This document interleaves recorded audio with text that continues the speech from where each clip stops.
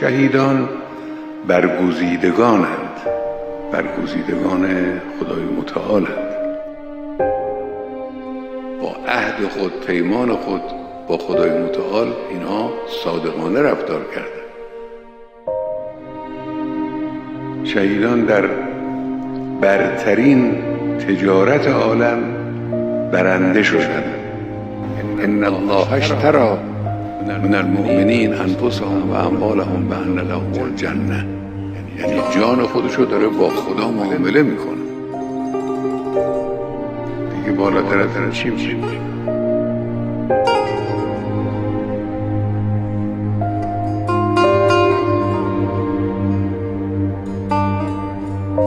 شهیدان به ما میگویند یستبشرون بالذین لم یلحقوا بهم من خلفهم الله خوف علیهم ولا هم یحزنون. این راهی است که خوف و حزن ندارد، ترس و اندوه ندارد.